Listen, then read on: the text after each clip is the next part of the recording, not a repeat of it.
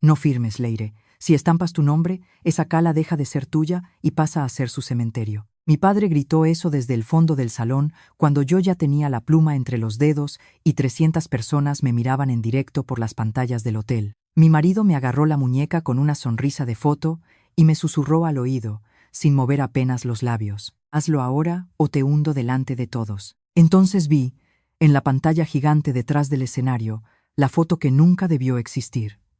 Él besando a mi prima en la terraza privada que decía que estaba reservada para socios extranjeros.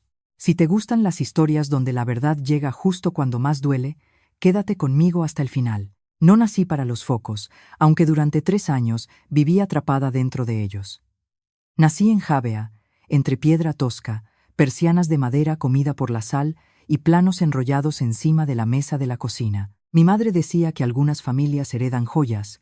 La nuestra heredaba vistas. Mi abuelo dejó una pequeña firma de rehabilitación costera, unas pocas parcelas antiguas y una manera de mirar el mar que no se parecía a la de los ricos que venían en verano a beber cava en terrazas blancas. Para ellos la costa era un decorado. Para nosotros era memoria, trabajo y miedo. Miedo a que un promotor con traje lo arrasara todo y lo llamara progreso. Yo estudié arquitectura técnica en Valencia y me especialicé en restauración patrimonial porque siempre preferí salvar paredes agrietadas antes que levantar monstruos de cristal. Tenía 32 años cuando conocí a Gael Valcárcel, el hombre que después me enseñaría que una sonrisa de portada puede esconder dientes de lobo. Nos presentó una amiga común en una entrega de premios de urbanismo sostenible en Madrid. Él no era arquitecto, era la cara joven de Valcárcel Miralles, un grupo hotelero de lujo con presencia en Marbella, Ibiza, Mallorca y media costa levantina. Hablaba como hablan los hombres, no presumía de dinero, presumía de visión. Eso era peor, porque lo hacía más peligroso. Aquella noche me dijo que admiraba mi proyecto de recuperación de un barrio de pescadores en Denia. Me habló de límites, de identidad, de la necesidad de construir sin devorar. Dijo exactamente lo que yo quería oír. Ahora sé que no improvisó nada. Después de todo lo que ocurrió, comprendí que Gael llevaba semanas sabiendo quién era yo, qué apellido tenía mi madre, qué pleito antiguo seguía abierto sobre unas servidumbres costeras de mi familia y qué parcela, entre todas, valía mucho más de lo que parecía en un registro polvoriento. Pero entonces yo no sabía eso. Entonces vi a un hombre guapo, elegante, con la clase de atención que desarma a una mujer cansada de pelear sola con técnicos, subvenciones, concejales y constructoras que te miran como si ser competente fuera un defecto cuando vienes sin padrinos. Gael me escuchaba, o fingía escucharme tan bien que me hizo creer que por fin alguien me veía entera y no como la hija de Emilio Ribes o la chica de las casas viejas. Tardó poco en integrarse en mi vida. Venía a Javea, se dejaba ver en el taller de mi padre, comía arroz al horno en nuestra cocina, recordaba los nombres de mis vecinos, ayudaba a mover cajas, se remangaba sin mancharse demasiado. Mi padre nunca se lo tragó. No porque fuera rico, a mi padre el dinero ajeno le daba bastante igual. No se lo tragó porque olía a cálculo. Ese chico no mira las cosas, Leire me dijo una tarde, mientras lijaba una barandilla de hierro. Las mide. Yo me reí. Le contesté que todos medimos. Él negó con la cabeza. No, nosotros medimos para arreglar. Él mide para quedarse. Mi madre ya había muerto por entonces. Un aneurisma, seco y brutal, 2 inviernos antes. Tal vez por eso yo estaba más abierta a que alguien me prometiera un lugar donde descansar el peso. Mi padre seguía siendo mi casa, pero también era un hombre de silencios torpes, incapaz de decir «te quiero» si no era arreglándome un enchufe o llenándome la nevera. Gael, en cambio, decía las cosas demasiado bien. Nos casamos 16 meses después en una finca restaurada del interior de Alicante. Fue una boda hermosa si la miro con los ojos de aquella mujer. Fue una operación perfecta si la miro con los de ahora. Su madre, Beatriz Miralles, me recibió con besos impecables y una frase que en su momento parecía inofensiva. En esta familia cuidamos mucho lo que firmamos. Lo dijo durante la cena previa, mientras su abogado deslizaba delante de mí un régimen de separación de bienes y varios anexos societarios, por transparencia.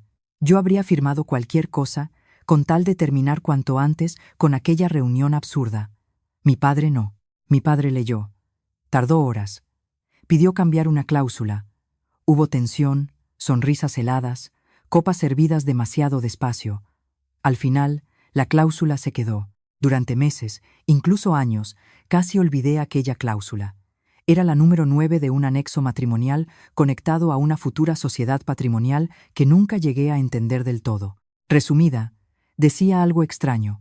Si un bien hereditario mío se incorporaba a un vehículo empresarial conjunto para explotación turística y se acreditaba coacción, violencia o engaño determinante en esa incorporación, el control de veto sobre el desarrollo asociado volvería exclusivamente a mí hasta resolución judicial firme.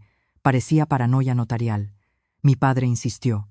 Yo accedí por cansancio. Gael sonrió como si le pareciera una excentricidad de provinciano desconfiado. Su madre lo llamó folclore jurídico.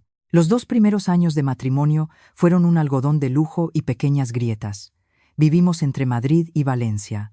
Yo seguía con mis rehabilitaciones, pero cada vez más absorbida por proyectos vinculados a Valcárcel Miralles. Siempre solo si te apetece. Siempre sin presión.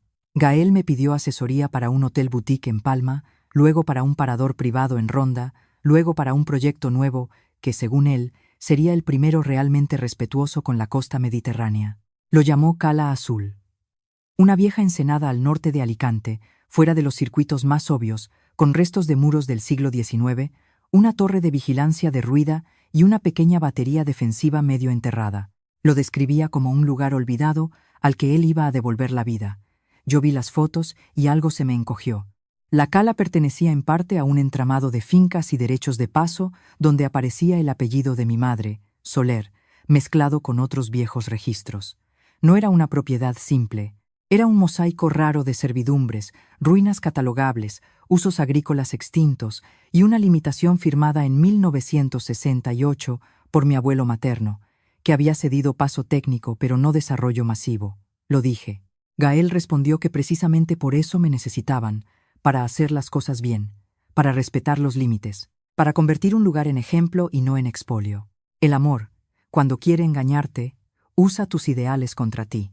Acepté revisar documentación, aporté criterios, señalé riesgos, propuse conservar la torre, reducir edificabilidad, crear un centro de interpretación, limitar alturas, prohibir acceso rodado en ciertas franjas. Cada vez que yo ponía un freno, Gael me besaba la frente y decía, «Por eso te elegí. Eres la única que no vendería el mar por una foto bonita». Yo le creía, o quería creerle tanto que cuando empecé a notar cosas feas, un informe ambiental con fechas extrañas, una arqueóloga sustituida de repente, una prisa desmedida por obtener una firma mía para consolidar la coordinación técnica, busqué explicaciones limpias antes que sospechas sucias. El veneno no llega de golpe, llega en cucharillas. Primero fueron comentarios de su madre sobre mi familia, siempre envueltos en seda. Emilio tiene manos de artesano, qué encanto, las casas de Javea tienen ese salvajismo bonito, hay algo adorable en la gente que aún cree que el honor pesa más que un contrato. Luego vinieron las correcciones sobre mí. Ese vestido te endurece, no digas obra tan a menudo delante de inversores, suena tosco. Sonríe más cuando hablas de costes, los hombres cierran mejor con una mujer amable. Después, las ausencias de Gael, cenas canceladas, viajes urgentes, reuniones imposibles. Al volver, regalos caros y la costumbre creciente de hablarme como si yo fuera una socia difícil y no su esposa. Aún así seguí, porque la vida no se rompe el día en que te golpean. Se rompe antes, cuando consiguen que dudes de tu propia lectura de las cosas. Mi prima Aina apareció con fuerza en nuestras vidas durante el segundo verano. Hija de la hermana de mi madre, siempre había sido más extrovertida, más luminosa, más fácil para el mundo. Trabajaba en comunicación de lujo en Barcelona y se movía bien entre gente como los Valcárcel. Yo la quería, aunque nuestra relación siempre tuvo una pequeña costra de competencia que fingíamos no ver. Beatriz la adoró desde el primer almuerzo. Aina sí entiende los códigos, dijo una vez, creyendo que yo no escuchaba.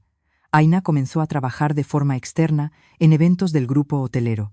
Todo parecía lógico, incluso útil. Si algo iba mal, me decía, al menos tenía a alguien mío dentro de ese ecosistema. Qué fácil es confundir cercanía con lealtad. La primera vez que vi a Gael y a Aina demasiado cerca fue en un rooftop de Madrid. Él le estaba colocando un mechón detrás de la oreja mientras ella reía con esa risa baja que usaba cuando quería parecer espontánea y no calculada.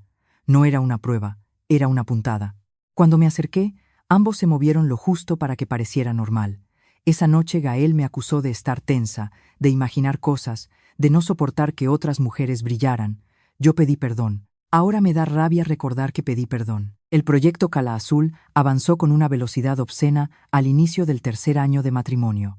Licencias provisionales, avales, socios árabes, fondos de Luxemburgo, presentaciones en ferias internacionales. Yo intenté frenar ciertas memorias técnicas porque no cuadraban con lo que habíamos estudiado al principio.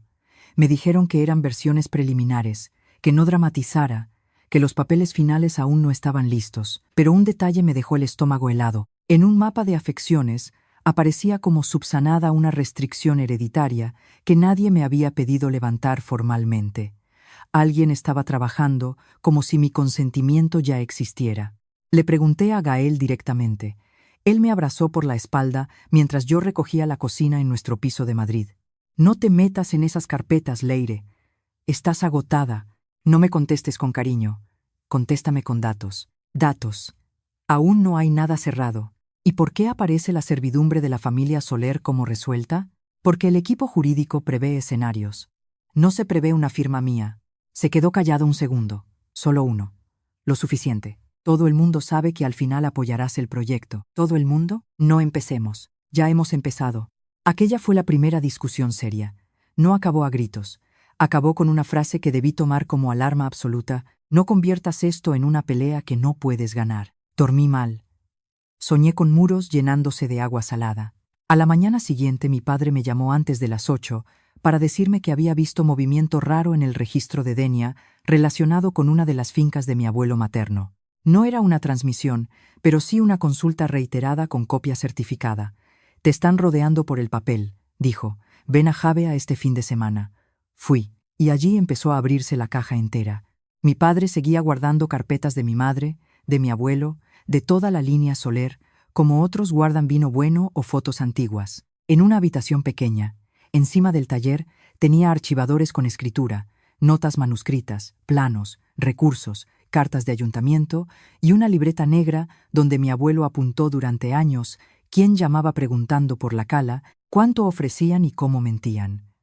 Había apellidos de constructoras que ya no existían, concejales jubilados, en las últimas páginas, una anotación de hacía 11 años. Valcárcel preguntó por acceso técnico. Dicen hotel pequeño. No fiarse. Sentí un golpe seco en el pecho. ¿Me estás diciendo que ya iban detrás de esto antes de que yo conociera a Gael? Te estoy diciendo que no te conoció por casualidad. No lloré. Todavía no. Me quedé de pie, mirando esa frase escrita por mi abuelo muerto, y sentí que todo mi matrimonio basculaba sobre una verdad tan vieja que me dejaba ridícula. Mi padre no me tocó, nunca ha sido de abrazos en momentos así. Solo acercó una silla con el pie. Siéntate, porque ahora viene lo peor. Lo peor era una copia de correo impresa. No reciente, de 9 meses antes de mi boda. Un conocido suyo, antiguo delineante en una asesoría de Alicante, le había hecho llegar discretamente el pantallazo de una cadena interna sobre viabilidad de integración de derechos familia Soler mediante vínculo matrimonial con heredera técnica. No aparecía mi nombre completo, solo iniciales y referencias que bastaban. Vínculo matrimonial, heredera técnica, viabilidad. Me entraron ganas de vomitar. ¿Por qué no me lo enseñaste antes?, pregunté con la voz rota. Mi padre tardó en responder. Porque si te lo enseñaba sin pruebas sólidas, habrías elegido creerle a él. Y yo te habría perdido igual. Esa frase me hizo más daño que el correo. Volví a Madrid con la cabeza llena de ruido y una decisión seca. Iba a comprobarlo todo sin avisar. No montaría escándalo. No le regalaría a Gael la ventaja de saber qué sabía yo. Durante 11 días me comporté como siempre. Cenas educadas, mensajes cortos, trabajo, sonrisas funcionales. Mientras tanto empecé a copiar documentos. Revisé cuentas de proyecto, cambios de versiones, agendas compartidas y accesos a la sala de firmas. Descubrí algo peor que una infidelidad, una estrategia.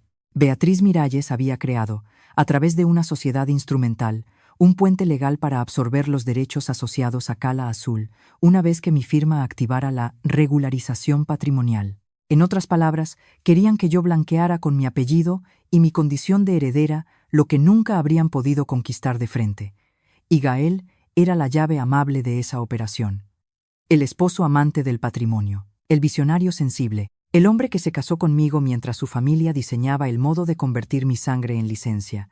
Aina aparecía en decenas de correos, no como amante, como operativa. Coordinaba eventos, sí, pero también gestionaba conversaciones extraoficiales con prensa local, influencers inmobiliarios y un concejal de urbanismo al que trataban como Héctor. Ella sabía, no estaba en medio, estaba dentro. Seguí callada. Cada día se me hacía más difícil respirar cerca de Gael sin que me notara distinta. Él empezó a inquietarse. Me observaba más, me preguntaba a quién veía, dónde iba, por qué hablaba tanto con mi padre. Una noche me cogió la barbilla con demasiada fuerza durante una discusión mínima sobre un viaje. No me gusta tu tono últimamente. Pues acostúmbrate. Su mirada cambió, apenas un segundo. Una dureza nueva, casi un destello de asco. No me hables como si yo fuera uno de tus obreros. Fue la primera vez que sentí miedo físico, no solo decepción.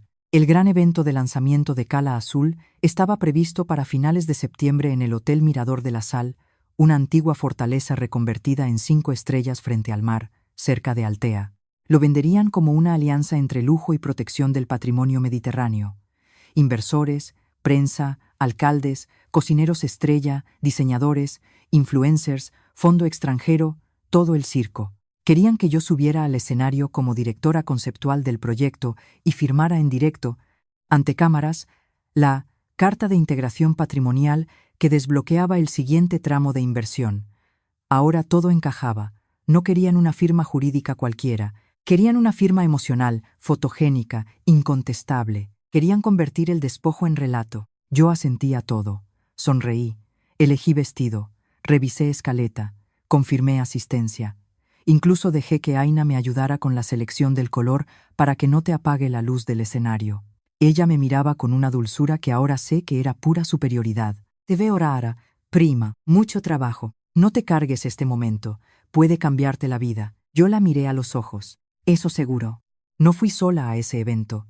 Fui con un plan tejido a base de miedo, rabia y una precisión que no sabía que tenía. Mi padre contactó con una notaria jubilada amiga de mi madre, Teresa Alcázar, feroz como un cuchillo fino. Ella revisó todo lo que habíamos reunido y llamó a un abogado especializado en urbanismo contencioso, John Barea, vasco, seco y brillante. John me explicó que sin mi firma final aún podían intentar caminos, pero más lentos, más vulnerables, que el verdadero golpe estaba diseñado para hacerse esa noche, que si quería proteger Cala Azul y destruir la operación, no bastaba con negarme en privado, tenía que romper el relato públicamente, mostrar coacción, mostrar engaño, mostrar conflicto de interés y activar la cláusula 9 antes de que recondujeran la narrativa. En cristiano le dije, tengo que hacerle sangrar delante de sus invitados. En jurídico, sí respondió él. En mediático también. Durante los días previos, conseguimos más de lo que imaginábamos. Un técnico subcontratado, harto de cargar con irregularidades, nos envió una copia del informe arqueológico original que concluía que la zona de la torre y su entorno inmediato requerían protección integral, incompatible con el volumen previsto. Ese informe había sido sustituido por otro, suavizado. Un administrativo del registro local certificó que nadie había levantado formalmente la limitación hereditaria de mi abuelo. Y, 3 noches antes del evento, mi padre recibió algo inesperado. Un pendrive sin remitente, dejado dentro de un sobre bajo la persiana del taller. Dentro había fotos, extractos de mensajes y una grabación parcial de voz.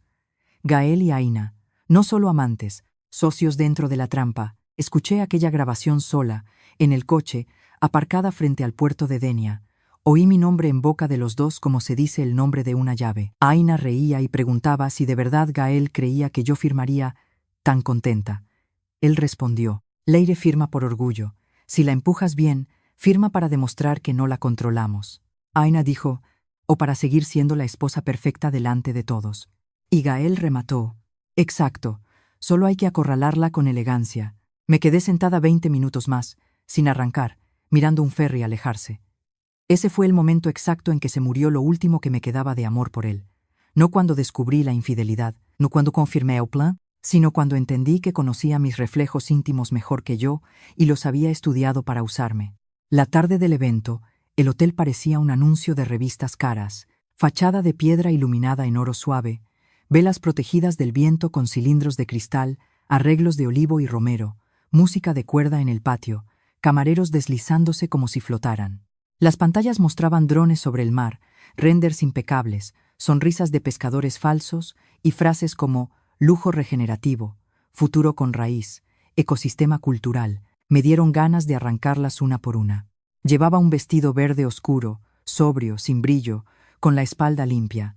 Nada de princesa sostenible, nada de musa del proyecto. Aina iba de marfil. Beatriz, de azul noche.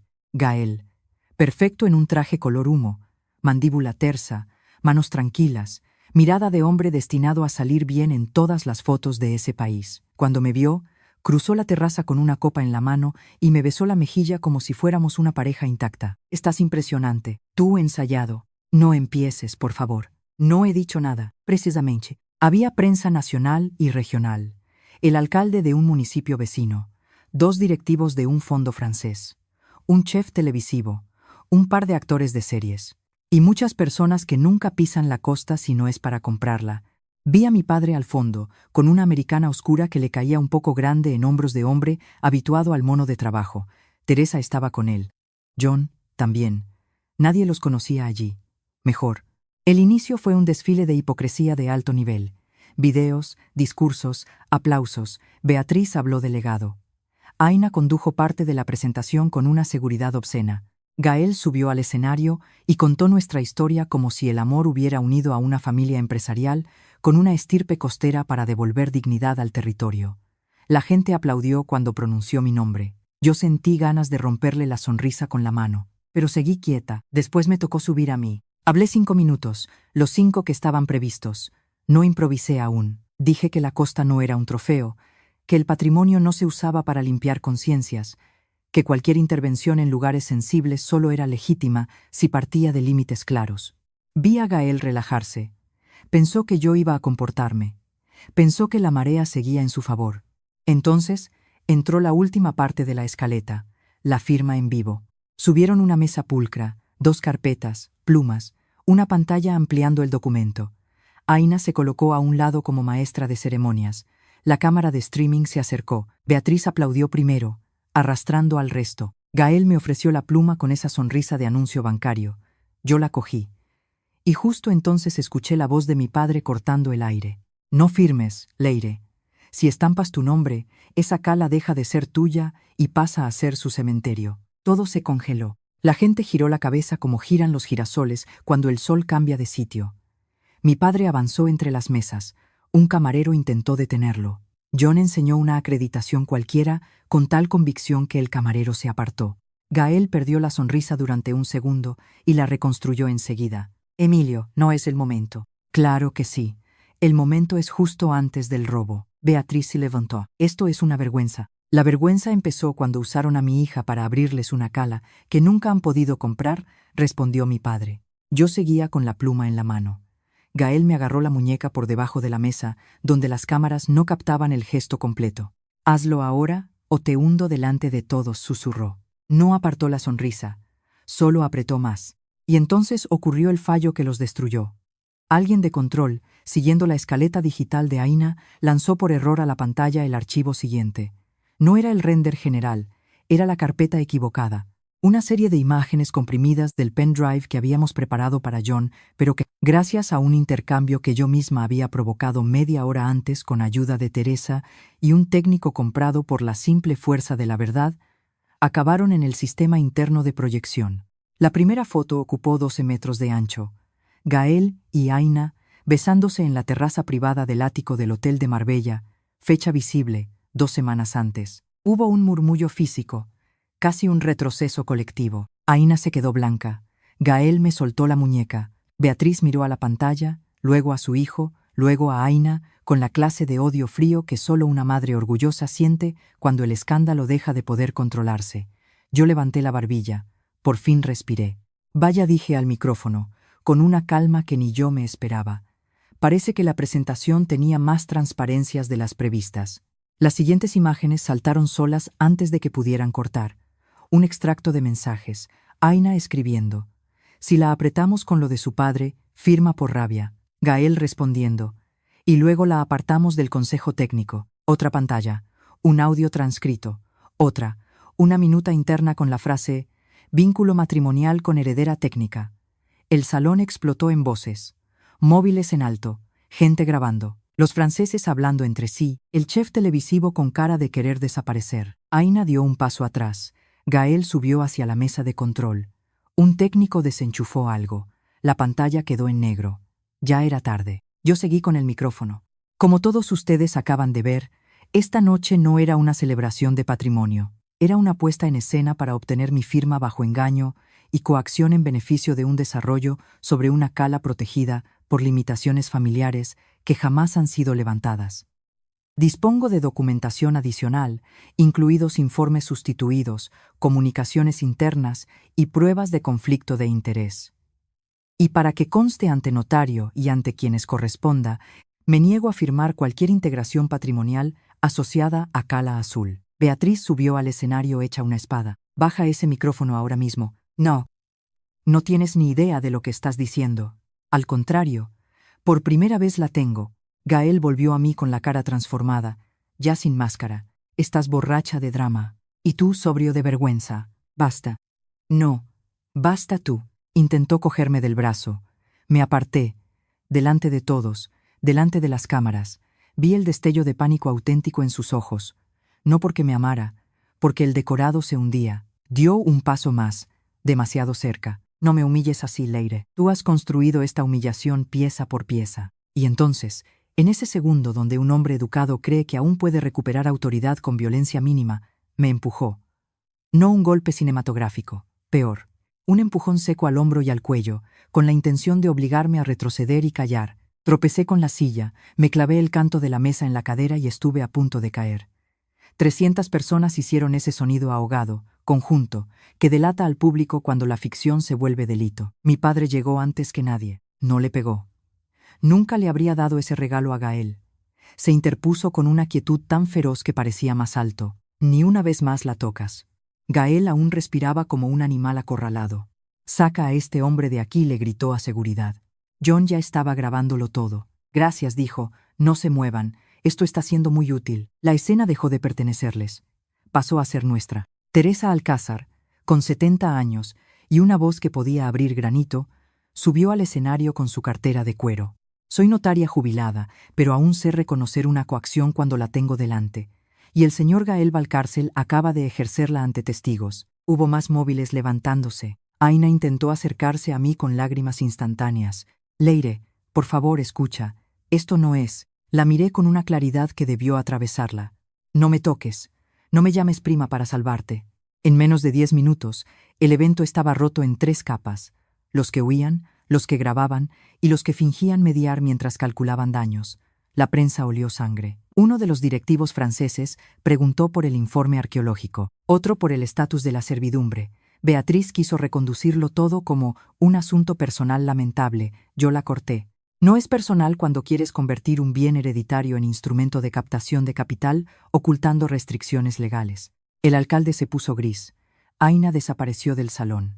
Gael, viendo que ya no podía imponerse, cambió de estrategia allí mismo, delante de todos. Leire está muy afectada, ha sufrido mucho estrés. Esto que han visto responde a una crisis de pareja instrumentalizada por personas que... Mi padre se rió. De verdad, un sonido corto y sucio. Mira qué rápido le sale convertirla en loca cuando deja de obedecer. No sé cuánto duró exactamente aquella explosión. Los minutos dentro de un desastre tienen elasticidad. Recuerdo flashes, un camarero recogiendo cristales con manos temblorosas, Beatriz hablando por teléfono con alguien mientras me lanzaba una mirada de hielo puro, John pidiéndome que verbalizara delante de cámara que no autorizaba ninguna firma, Teresa obligando al responsable del evento a facilitar copia íntegra de la grabación del streaming, mi padre apoyando apenas 2 dedos en mi espalda para recordarme que seguía de pie. Esa noche no volví con Gael, no discutí en privado, no di espacio a negociación íntima.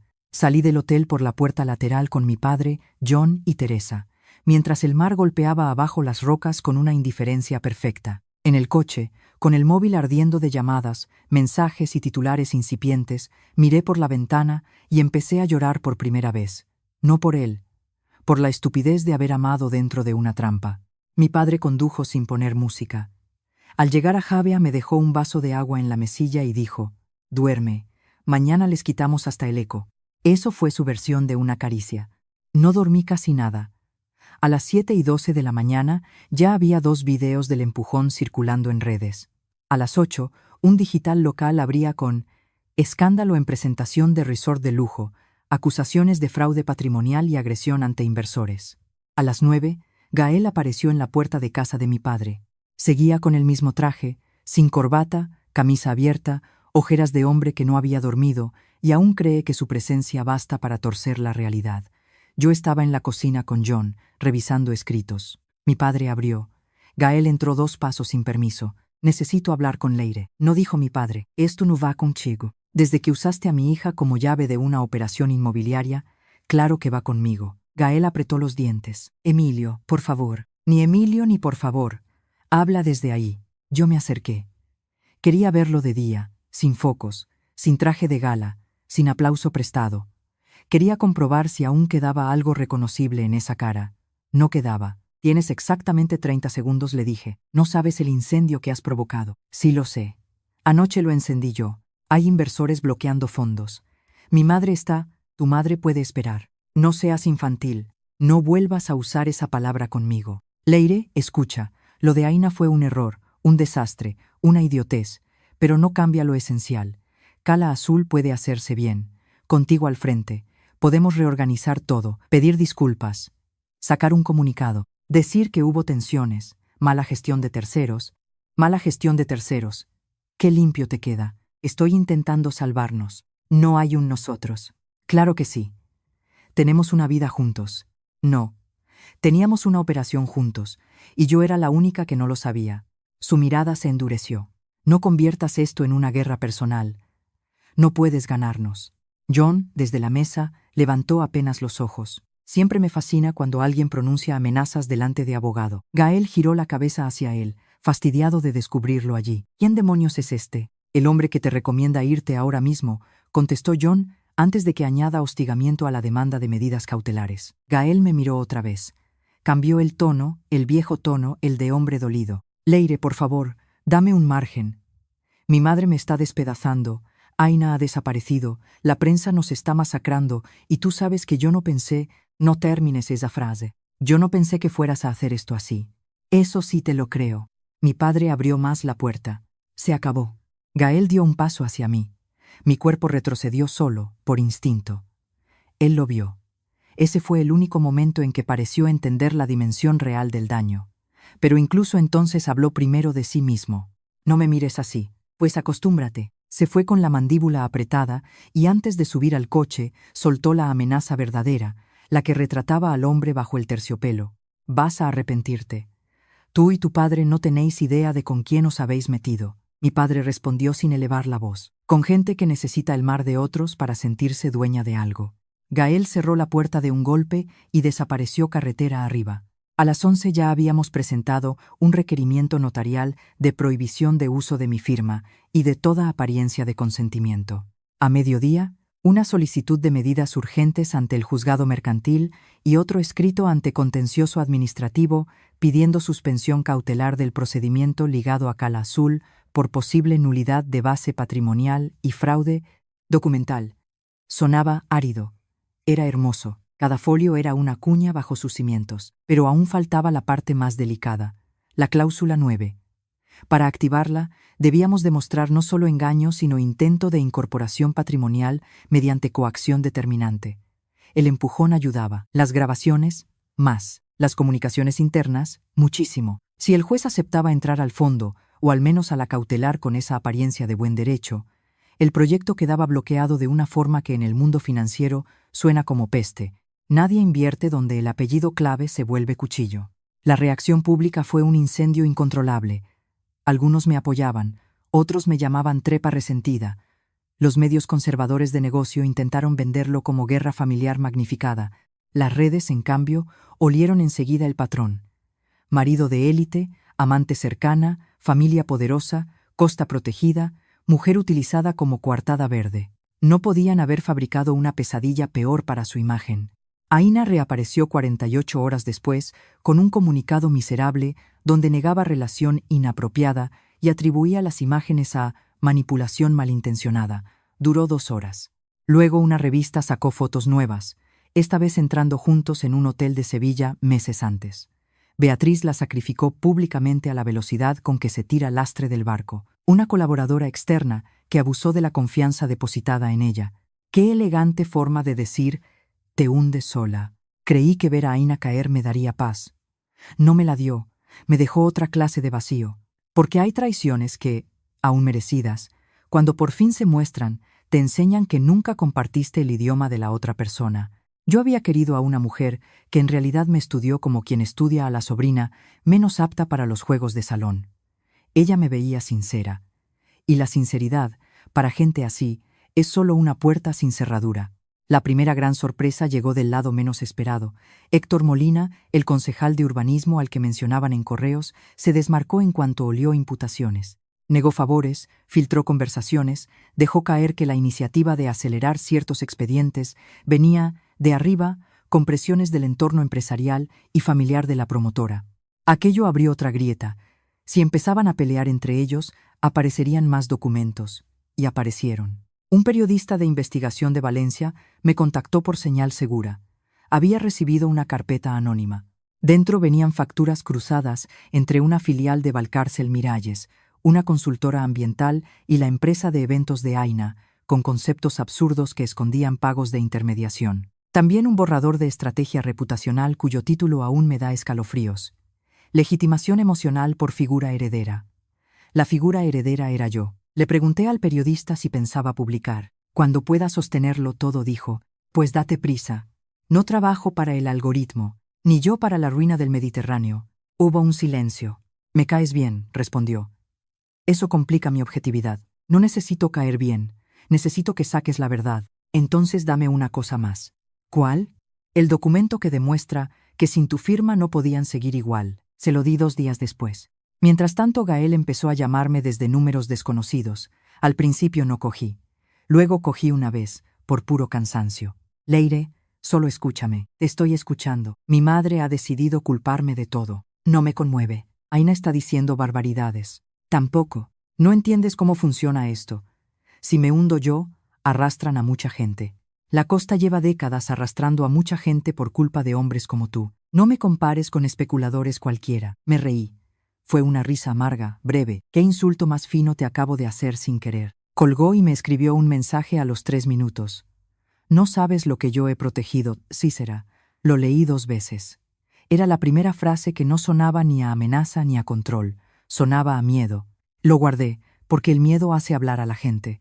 John me dijo que no subestimara la capacidad de una familia poderosa para recomponerse. Pueden quemar a Gael para salvar la empresa. ¿Y si él tira de la manta? Entonces arde la madre. ¿Y si la madre lo mata civilmente antes? Entonces tenemos un duelo de hienas, respondió, y conviene apartarse lo justo para que se muerdan entre ellas. No me aparté del todo. No podía. Mi nombre seguía en el centro jurídico y simbólico del caso. Durante 2 semanas viví entre escritos, llamadas, entrevistas medidas, café recalentado y esa clase de agotamiento en que el cuerpo se mueve por inercia mientras la cabeza continúa peleando incluso dormida. Mi padre estuvo siempre cerca, sin invadir. Me llevaba fruta. Revisaba si el coche de delante repetía matrícula. Ponía gasoil. Reparaba una persiana atascada. Una noche, al verme temblar de cansancio, se sentó frente a mí en la cocina y dijo, «Tu madre estaría orgullosa». Se me llenaron los ojos. No sé si yo lo estaría. Eso es porque sigues midiendo lo que perdiste y no lo que evitaste. Nunca había hablado así. Comprendí que él también estaba dejando atrás algo, tal vez la culpa de no haberme frenado antes. Tal vez el miedo de verme convertida en una mujer rota como tantas que había visto en el barrio, casadas con hombres a los que nunca se podía contrariar.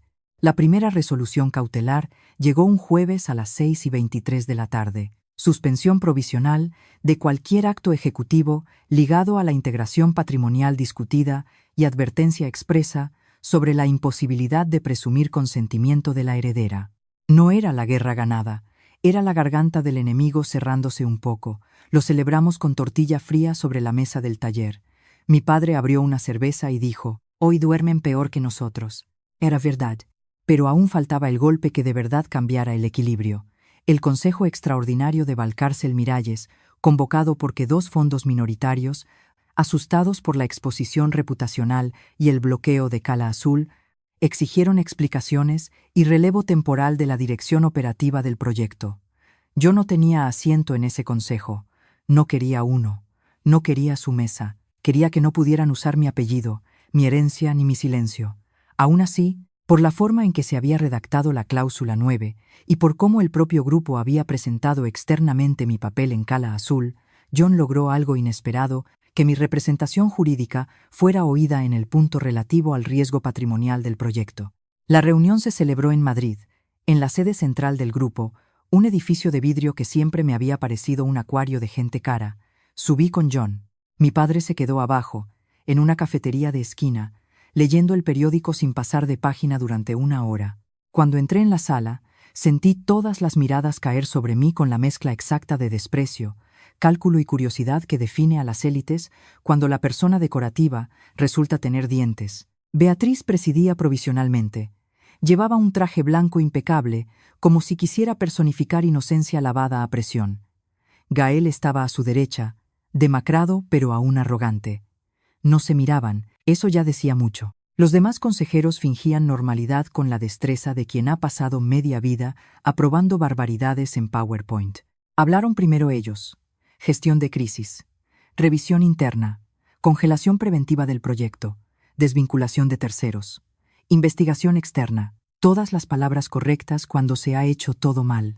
Cuando me cedieron la palabra, no me levanté. Hablé sentada, despacio, para obligarlos a escuchar sin la épica que luego pudieran ridiculizar.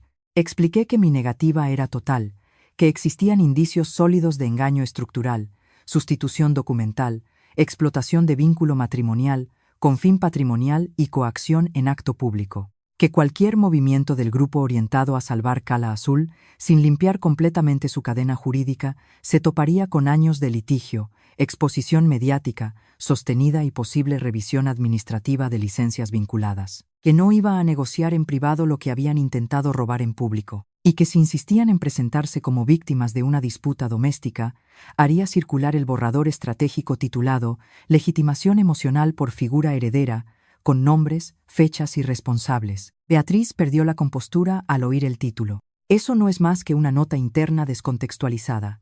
Entonces publiquéla entera, dije. Silencio. Gael fue quien habló después. No para defenderme, no para disculparse, para salvar lo que aún creyera suyo. Todo esto ha tomado una deriva emocional que perjudica a todos.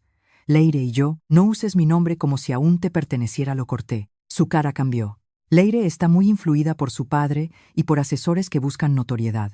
John sonrió a mi lado con una educación insultante. Siempre es revelador ver a un hombre poderoso atribuir la inteligencia de una mujer a los hombres que la rodean. Un consejero de pelo plateado preguntó directamente. Señora Ribes, ¿hay alguna circunstancia en la que usted consentiría reabrir la operación? Le contesté sin pestañear. Sí.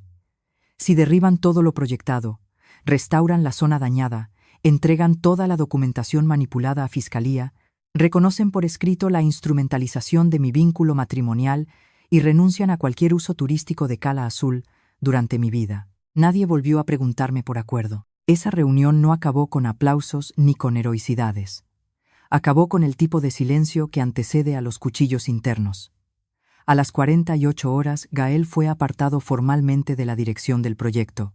A las 72, Beatriz anunció una renuncia temporal por motivos de salud. Sonreí al leerlo.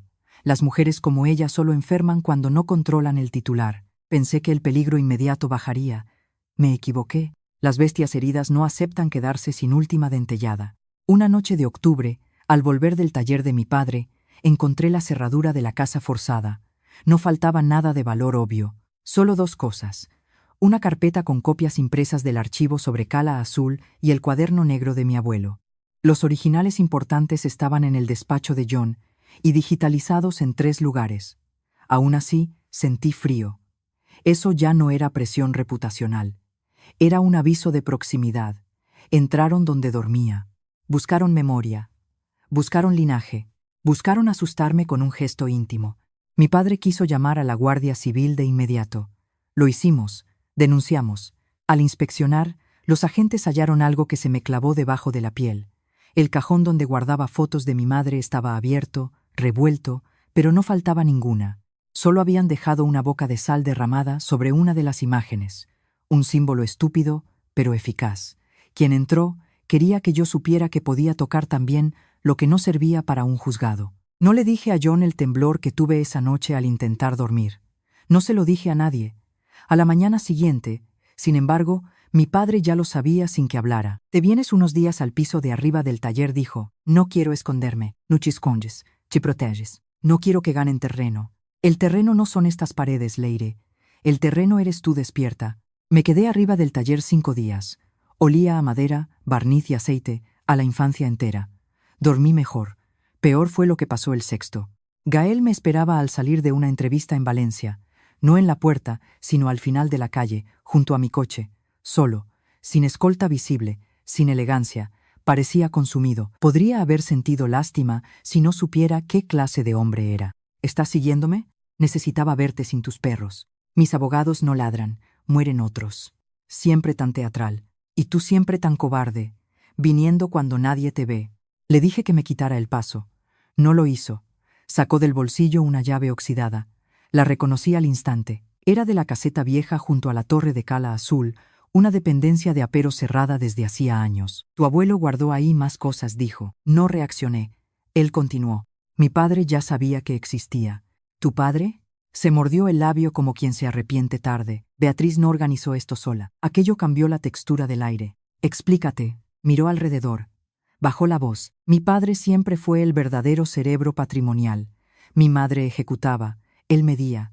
Cala Azul era su obsesión desde antes de que yo te conociera. Tu padre está muerto. Precisamente por eso nadie lo nombra y todo parece obra de ella. Pero dejó carpetas, instrucciones, aliados. Yo heredé un engranaje ya montado. Pobrecito heredero atrapado. No busco compasión. Entonces, ¿qué buscas?» Me sostuvo la mirada y por primera vez vi terror desnudo. «Quieren cargarme todo. Mi madre, el consejo, Héctor. Aina también está hablando. Si esto sigue así, me entierran a mí y salvan el apellido. ¿Eh? Y yo puedo darte algo a cambio». Los chantajes tienen la mala costumbre de vestirse de revelación. No acepté nada en ese momento, pero la llave me ardía en la mano cuando la dejó en mi palma. «Ve allí antes que ellos», dijo, «y no vayas sola». «¿Por qué me lo das?» Se quedó quieto un segundo. «Porque, aunque no me creas, hay una parte de todo esto que no empezó conmigo. Pero sí siguió contigo». «Sí». No añadió perdón.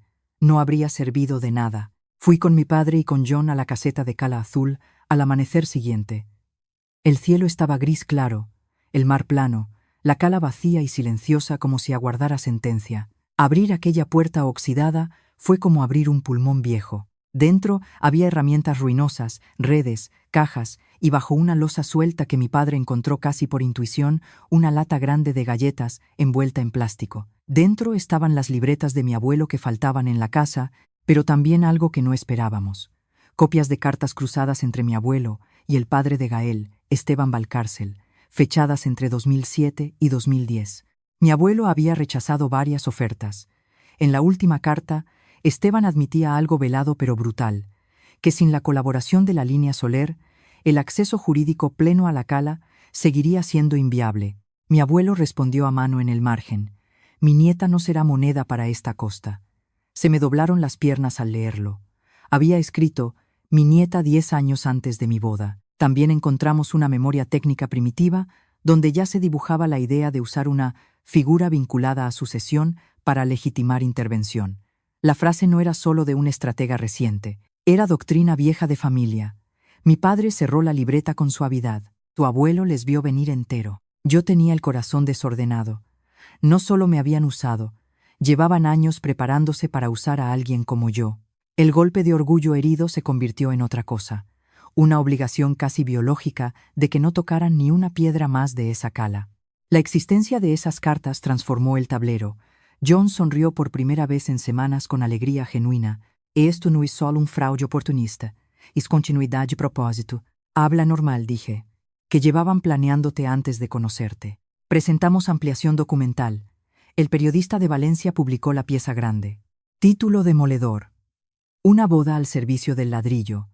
Correos, contratos y cartas revelan la estrategia para capturar Cala Azul. El país entero no se paralizó, Claro, el país nunca se paraliza por una sola injusticia, pero la historia aprendió lo suficiente donde importaba: mercados, instituciones, opinión pública sensible al urbanismo salvaje y al abuso de poder íntimo. Aina, acorralada, me pidió verme. Me negué 2 veces. A la tercera acepté por puro instinto. Una parte de mí sabía que la gente rota habla más de la cuenta si cree que aún puede salvar una hebra de sí misma. Quedamos en una cafetería discreta de Valencia. Llegó sin maquillaje, con gafas oscuras y esa clase de flaqueza que no da pena cuando sabes cuánto daño ha hecho. Se sentó y lo primero que dijo fue: Beatriz me prometió que nunca iría tan lejos. Ya eres mayor para creer en promesas de ricos cuando te usan para hacer el trabajo sucio. No he venido a pelear, pues te has equivocado de mesa. Me quitó las gafas. Tenía ojeras violetas. Yo sabía lo del plan, sí, pero al principio pensé que Gael sí te quería. ¿Qué descanso me da tu matiz? Escúchame. Luego dejó de importarme si te quería. Me importó ganar. Gracias por la sinceridad tardía. Lloró. No la detuve. Necesito inmunidad mediática, o al menos no hundirme sola. No me haces ofertas, me haces declaraciones. Tengo acceso a un correo blindado de Esteban que nadie más ha abierto. Beatriz no sabe que su marido lo dejó replicado en una cuenta antigua. Hay pagos, nombres de arquitectos, un fiscalista, 2 alcaldes. Si lo saco sola, me matan civilmente. Y si me lo das, ¿qué ganas? Una posibilidad de no acabar siendo la única zorra en el cuento. La miré un rato largo. Nunca lo fuiste. Solo eras la más reemplazable. Aina me entregó acceso a la cuenta en un papel ridículo doblado en 4. No le prometí nada. Me limité a decir: si esto sirve para proteger Cala Azul, haré lo que convenga a Cala Azul. No a ti. Asintió como si le bastara. Tal vez porque ya había entendido que el tiempo de negociar conmigo usando afecto había terminado. El correo blindado era una tumba abierta. Pagos en cascada. Esteban dando instrucciones para mantener cálida a la línea Soler. Referencias a mí muchos meses antes de conocer a Gael. La hija tiene perfil técnico y baja extracción de conflicto, potencialmente manejable vía vinculación afectiva. Leí esa frase 3 veces y luego tuve que cerrar el portátil. Baja extracción de conflicto. Así me habían definido. Una mujer amable, útil, domesticable. No sabían cuánto hiere una etiqueta cuando aciertan con lo que fuiste y fallan con lo que puedes llegar a ser. Con ese material, Fiscalía abrió diligencias informativas. El caso dejó de ser solo civil, administrativo y mediático. Entró en otra luz. Varios consejeros del grupo empezaron a colaborar para reducir su exposición. Héctor Molina pidió amparo político y fue soltado como lastre.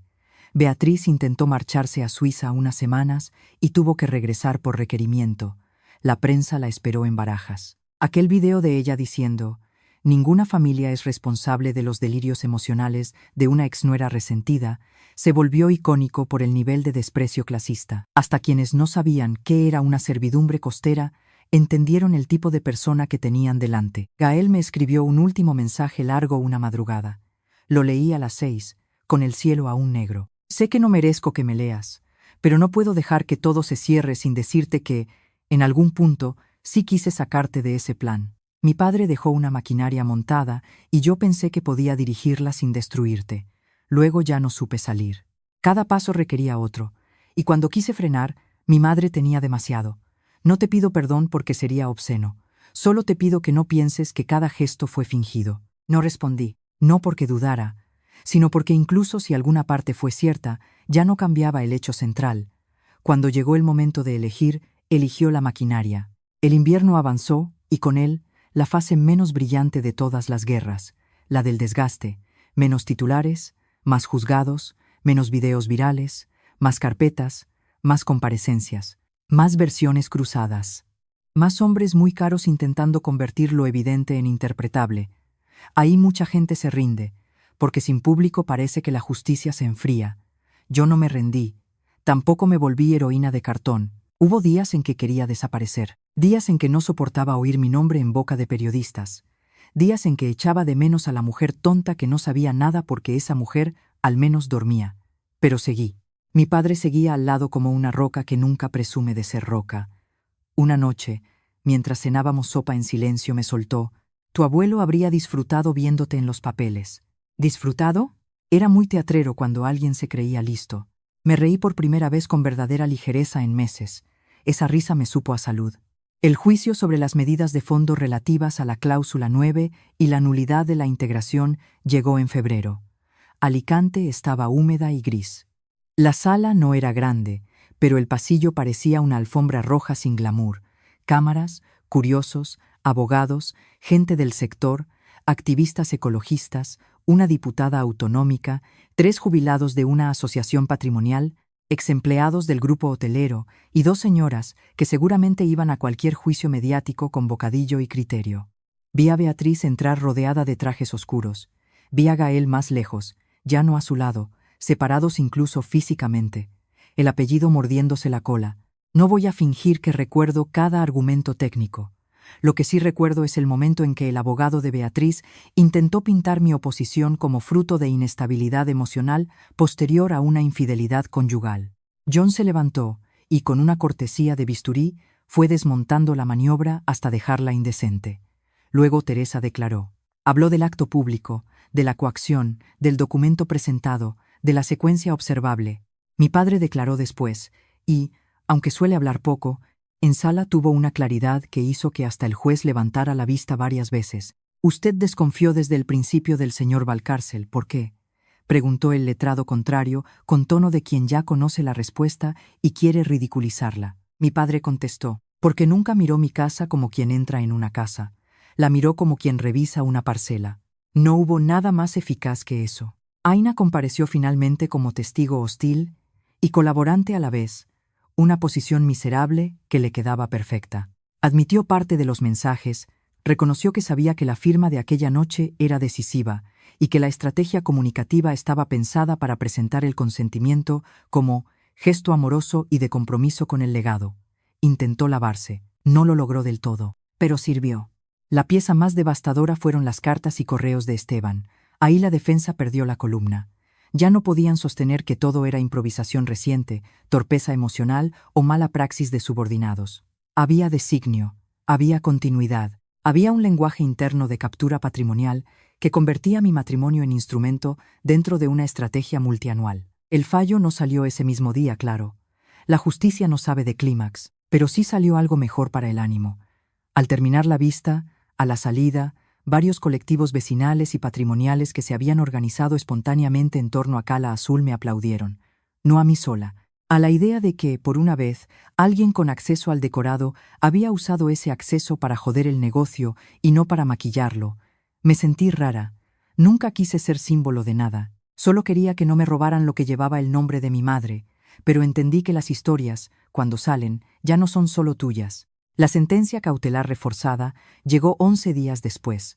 Reconocía indicios sólidos de coacción, engaño determinante y utilización instrumental del vínculo matrimonial en relación con la operación discutida, consolidaba el bloqueo y atribuía de forma provisional a mi parte el control de veto sobre cualquier actuación ligada a Cala Azul mientras durara el procedimiento principal. Lloré. Esta vez sí lloré de alivio.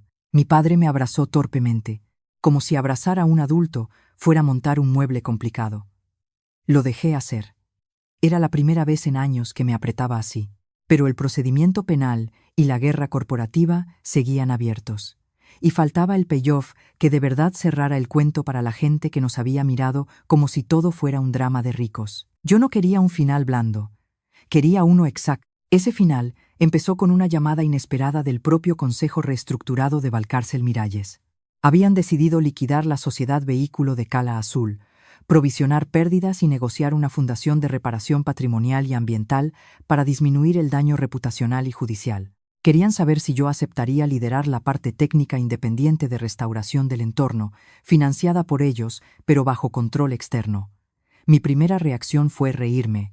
¿Quieren que arregle la costa que intentaron arrebatarme con el dinero que iban a ganar destrozándola? El presidente interino respondió, queremos evitar una guerra de 10 años. La evitaron tarde. ¿Hay algún escenario viable? Pensé en la torre, en los muros, en las sendas, en mi abuelo, en mi madre, en la frase, mi nieta no será moneda. Pensé también en lo mucho que me asqueaba volver a tocar algo con el apellido Valcárcel encima. Y sin embargo, comprendí que negarme por puro asco podía dejar el lugar en un limbo peor. Sí dije al final, 1. Cero explotación hotelera, cero uso residencial de lujo, cesión de terrenos conflictivos a entidad pública o consorcio patrimonial, fondo íntegro para restauración ecológica y arqueológica auditado fuera de su grupo. Y ni Gael ni Beatriz podrán figurar en ningún patronato, ni foto, ni acto, ni placa, ni mierda conmemorativa. Hubo un silencio largo. Lo trasladaré. Trasládelo con exactitud. Lo trasladaron. Y, porque el miedo mueve montañas que la ética nunca tocó, terminaron aceptando buena parte. La caída final de Beatriz no fue romántica, fue administrativa, financiera y moral. Imputación, bloqueo de ciertos movimientos patrimoniales, salidas de consejeros, filtraciones sucesivas, aliados desertando. Lo que la destruyó de verdad fue que ya nadie la temía lo suficiente como para seguir callando. Los poderosos parecen gigantes hasta que el primer empleado abre la boca y descubre que también sangran. Gael tardó más en caer del todo, porque durante un tiempo aún hubo quien quiso verlo como hijo desviado y no como pieza activa. Pero la combinación de mensajes, grabaciones, testigos y su propia torpeza posescándalo lo dejó en una tierra de nadie. Demasiado manchado para heredar, demasiado visible para reciclarlo deprisa, demasiado cobarde para volverse héroe del arrepentimiento. Le ofrecieron desaparecer en algún consejo menor extranjero. Rechazó, intentó pelear, perdió. A veces no hace falta que un hombre vaya a prisión para que entienda lo que es vivir arruinado. Basta con que ya no pueda entrar en ningún sitio creyendo que le deben admiración. Nos vimos una última vez meses después, en el pasillo de la Ciudad de la Justicia. No buscado, no planeado. Él salía de una declaración, yo entraba a otra. Nos quedamos frente a frente 3 segundos que parecieron un resumen entero. Has ganado, dijo. No. He parado algo. Siempre tuviste esa manía de creer que estabas salvando cosas, y tú la de creer que salvar y poseer eran lo mismo. Miró mis manos, vacías de anillo. A veces pienso en la primera vez que fuimos a la cala. Yo también respondí. Ahora ya sé cuál de los dos estaba mirando el mar y cuál el precio. Quiso decir algo más. No lo dejé. No me conviertas en tu nostalgia favorita. Seguí andando. No miré atrás. La restauración de Cala Azul comenzó en otoño siguiente bajo supervisión pública, técnica independiente y participación vecinal. Cuando pisé la cala, la primera mañana de trabajos reales, sin renders, sin champán, sin drones, con botas llenas de polvo y el sonido de una radial pequeña, quitando añadidos recientes, sentí una paz rara, no alegre, no perfecta, una paz trabajada, como la de una herida que sigue sensible pero ya no manda. Se consolidó la torre, se retiraron elementos invasivos, se señalizó el camino histórico, se inició estudio serio de restos, nada glamuroso, todo verdadero. Una periodista me preguntó entonces si sentía que había cerrado un círculo. Le contesté que no, que los círculos me interesaban poco, porque muchas trampas también son circulares. Yo prefería hablar de cortar el hilo exacto por el que te manejan, cortar el relato bonito que tapa un robo, cortar la costumbre de aguantar para no incomodar a los que comen mejor. Eso era lo que había hecho, y lo que la cala, a su manera silenciosa, me había exigido. Mi vida después no se volvió un anuncio de superación. No conocí de pronto a un hombre maravilloso, no me mudé a una casa blanca donde todo olía a romero y venganza resuelta. Seguí trabajando, dormí mejor unas semanas y peor otras. Tuve que reaprender cosas idiotas, como contestar un mensaje amable sin sospechar una agenda. Volví a ir a terapia, volví a reírme fuerte, volví a enfadarme sin pedir perdón. Volví a usar mi apellido completo sin que sonara a pieza de expediente. Mi padre siguió en el taller. A veces me llama desde abajo para preguntarme si tengo hambre con la excusa de un tornillo. Un día encontré sobre mi mesa una nota suya, rarísima en él. Tu madre también habría dicho que no firmaras. La guardé en la cartera. En abril, casi un año después de la noche del hotel, organizamos una visita pública controlada a Cala Azul para presentar el plan definitivo de protección y restauración. No quise políticos dando discursos, ni marcas, ni paneles con logos gigantes. Solo técnicos, vecinos, prensa justa y gente del entorno. Al final del recorrido, una señora mayor que no conocía se me acercó y me dijo: yo trabajé limpiando en una de esas fincas donde las nueras son decoración. Gracias por no quedarte quieta cuando te tocó a ti. Esa frase valió más que todas las portadas. Y aún así, el verdadero payoff llegó unas semanas más tarde, en un lugar mucho menos noble. Era un viernes de mayo, hacía calor temprano, y yo cerraba el taller con mi padre cuando apareció una chica joven al otro lado de la calle, dudando. Tendría 24 o 25 años. Llevaba una carpeta pegada al pecho y un moratón antiguo amarilleando cerca del ojo. Tardó varios segundos en cruzar. Cuando llegó, preguntó, ¿es aquí donde trabaja Leire Ribes? Sí, dije. Se humedeció los labios. Me dieron su nombre en una asociación. Dijeron que quizás sabría decirme por dónde empezar. No pregunté por el hombre. No hizo falta. Conocía ese temblor. ¿Empezar con qué? Con salir sin que me quiten la casa de mi abuela, respondió. Él dice que si me voy, se queda con todo porque está poniendo el dinero en arreglarla. Pero la casa era de mi madre. Y yo, la voz se le rompió. Mi padre, a mi lado, no dijo nada. Solo abrió la puerta del taller y encendió la luz interior, aunque aún no había anochecido del todo.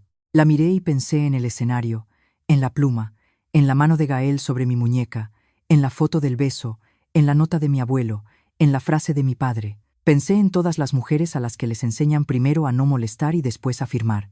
Y entendí que la historia no terminaba cuando por fin ganas una. Termina cuando conviertes esa victoria en una puerta que otras puedan usar sin pedir permiso. Pasa, le dije. Vamos a ver esos papeles. La chica entró. Mi padre puso una silla más. El taller olía a madera, metal y café viejo. Afuera el mar no se veía, pero estaba ahí, al final de la calle, respirando como siempre. Por primera vez en mucho tiempo, sentí que nada de lo que me habían hecho iba a quedarse solo en herida. Había empezado como una trampa montada para arrancarme una firma. Terminaba con otra mujer entrando por una puerta donde ya no iba a firmar sola. No todo fue avance. Hubo una semana entera en noviembre en la que sentí que el caso se me escurría entre los dedos como arena mojada. Un juzgado admitía una pieza, otro pedía subsanaciones. La parte contraria inundaba de escritos cada flanco, y ciertos medios empezaron a repetir un marco venenoso. Herencia emocional, revancha conyugal, disputa de familia adinerada por un proyecto congelado. Cada palabra estaba pensada para reducir lo que habían hecho a un melodrama entre ricos caprichosos. Y funcionaba más de lo que me gustaría admitir. El país se acostumbra rápido a lo escandaloso. Lo verdaderamente complejo le da pereza. Lo complejo era entender que una mujer puede ser usada como puente jurídico, sentimental y simbólico a la vez. Eso no cabe en un titular sencillo, así que yo empecé a perder terreno donde más rabia me daba, en el relato. Fue entonces cuando Teresa me obligó a hacer algo que yo odiaba. Sentarme, ordenar fechas y contar mi historia completa, como si todavía creyera que alguien merecía escucharla sin interrumpir. No para televisión, dijo, para ti y luego para cuando haga falta. No quiero volver a relatar cómo me engañaron. No te sientas a relatar cómo te engañaron. Te sientas a demostrar cuándo, cómo y para qué. La humillación solo gana si sigue siendo confusa. Así que escribí una línea temporal exhaustiva. Primer contacto, primeras reuniones, documentos, viajes, comentarios, firmas menores, presiones, sustituciones de informe, rol de Aina, comportamiento de Beatriz, frases concretas de Gael, movimientos de registro, noches de hotel, cambios societarios. Mientras lo hacía, descubrí algo que me dolió y me fortaleció a la vez. El patrón no era una nube, era una ingeniería. Cuanto más exacta era yo, menos espacio quedaba para su versión. De esa línea temporal salió una entrevista larga, no sensiblera, con una periodista de radio que no me preguntó por vestidos, ni por cuántas veces había llorado, ni por si aún amaba a Gael. Me preguntó por las fases del engaño, por la función de la humillación pública en las relaciones de poder, por la diferencia entre una firma voluntaria y una firma teatralizada bajo presión, por la lógica con que determinadas familias confunden matrimonio con adquisición. Aquella entrevista cambió mucho. De pronto ya no era la mujer despechada en tantos sitios. Empezó a ser la heredera instrumentalizada. Suena frío, pero a veces la frialdad salva porque obliga a la gente a mirar estructura donde antes solo veía drama. Beatriz respondió con una estrategia más sucia. Filtró a una columnista amiga que yo había aceptado durante años ventajas del grupo, viajes, alojamiento, presencia institucional, contactos. Era verdad. Lo presentaron como prueba de complicidad oportunista. Durante horas me hirvió la sangre leyendo cosas de gente que me trataba de farsante. Si tanto me repugnaban, ¿por qué dormí en sus hoteles? Si tanto me dolía la clase social, ¿por qué me casé con ella? Si tanto defendía la costa, ¿por qué trabajé en sus proyectos? John quiso responder punto por punto. No le dejé. Respondí yo, pero no en forma de defensa moral. Publiqué una carta corta y afilada. Sí, trabajé con ellos. Precisamente por eso sé cómo lo hicieron. La violencia elegante existe. A veces empieza con una invitación, continúa con una confianza delegada y termina cuando tu consentimiento ya se da por comprado. Haber estado dentro no me invalida. Me convierte en testigo. La carta se compartió más de lo esperado. Beatriz, por primera vez, dejó de atacar durante casi una semana. Había entendido que ya no me podía retratar fácilmente como una provinciana resentida ni como una arribista hipócrita. Me había convertido en algo peor para ella, una narradora precisa. Otra grieta apareció desde el frente financiero. Un analista de uno de los fondos minoritarios filtró a un medio económico que la valoración interna de Cala Azul se había inflado artificialmente al asumir como resueltas restricciones patrimoniales que dependían de mí. En Cristiano, habían vendido humo caro a partir de una firma que no tenían. Eso encendió la furia de los inversores de verdad, los que perdonan delitos si son rentables pero se vuelven éticos a toda velocidad cuando descubren que les mintieron en Excel. Jamás he visto a tanta gente elegante hablar de responsabilidad con tanta prisa. A mediados de noviembre recibí una llamada de Noelia Vives, arqueóloga. Su nombre me sonaba del informe original sustituido. No sé si debería llamarte, me dijo sin presentaciones largas. Si me has llamado, ya lo sabes. Hubo un resoplido al otro lado. Trabajé en la primera prospección de Cala Azul. Encontramos una secuencia de ocupación más sensible de lo que interesaba al cliente. No solo la torre, también estructuras vinculadas a batería y usos anteriores. Mi conclusión fue clara. Intervención muy limitada o nada, y te apartaron. Me pagaron y me apartaron. ¿Guardaste copia? No toda. Pero sí correos. Noelia no quería ser heroína. Tenía una carrera, hijos, facturas. Yo no necesitaba heroínas. Necesitaba gente cansada de tragarse la náusea. Quedamos en una biblioteca pública de Alicante, entre mesas de opositores y jubilados leyendo prensa. Me entregó un pendrive y un miedo evidente. No quiero salir en la tele. No vas a salir si no quieres. ¿Promesa? Promesa. Al revisar los correos vi el patrón de siempre. Suavizar, reinterpretar, buscar otro técnico, reconducir lenguaje. Nada gritaba delito de forma literal. Todo olía a eso. En los negocios sucios, la violencia se redacta en condicional. Con el material de Noelia, pudimos reforzar la línea de manipulación científica. Eso importó más de lo que parece, porque desplazaba el caso de la esfera íntima a la pública de forma irrefutable. Ya no se trataba solo de un marido que había usado a su esposa. Se trataba de un grupo que también había retorcido conocimiento técnico para sostener una ficción de legalidad. Me di cuenta entonces de que el matrimonio había sido solo el pasillo privado de una casa entera construida para engañar. No todo el mundo de mi pasado soportó verme en ese lugar. Una amiga de la universidad, Irene, me escribió para decirme que estaba demasiado expuesta y que tal vez debería llegar a un acuerdo discreto por mi salud mental. Otra, Lucía, me confesó que su marido admiraba a los Valcárcel y que prefería no posicionarse. Hubo silencios antiguos que se revelaron como pequeñas cobardías muy contemporáneas. También hubo sorpresas hermosas. Una profesora jubilada me mandó un correo larguísimo recordándome cómo yo, con 20 años, ya discutía con media clase cuando querían demoler en vez de rehabilitar. Una vecina de mi madre me dejó una bolsa de mandarinas con una nota donde ponía «que no te hagan pequeña». Aprendí una cosa incómoda. Las redes de apoyo reales rara vez parecen poderosas mientras se están formando. Son discretas, llegan con fruta, con una frase, con una copia de correo, con una llave oxidada, pero sostienen más que las grandes lealtades de gala. Gael desapareció del foco público unas semanas. Esa clase de desapariciones nunca es retirada sincera, es reagrupamiento. Yo lo sabía y John también. Por eso nos extrañó más todavía cuando una noche recibí un correo suyo, no un mensaje breve, sino un documento de casi 4 páginas. Lo había titulado «Para que entiendas la parte que no viste». Me hervía la sangre solo al leer el título, pero lo abrí igual.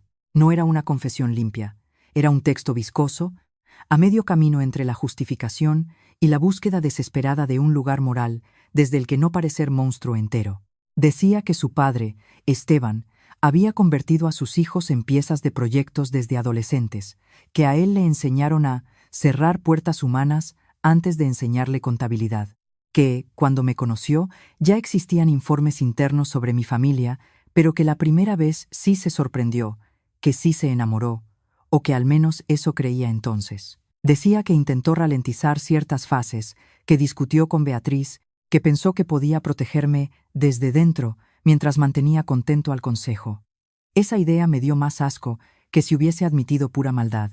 La frase «pensé que podía protegerte mientras seguía adelante» resumía toda su enfermedad moral. Querer salvarme sin renunciar a utilizarme, querer quedar bien consigo mismo sin desmontar la maquinaria, querer amor limpio con beneficios sucios.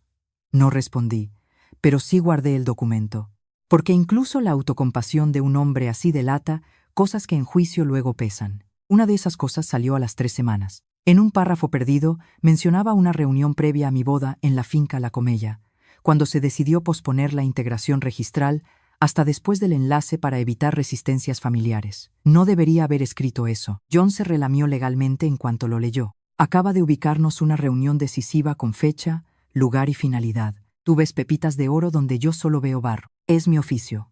Tiramos del hilo de La Comella. Reservas, asistentes, facturas. Descubrimos que no fue una simple cena familiar, sino una reunión con abogado externo, gestor patrimonial y un representante del Fondo Semilla que luego financiaría Cala Azul.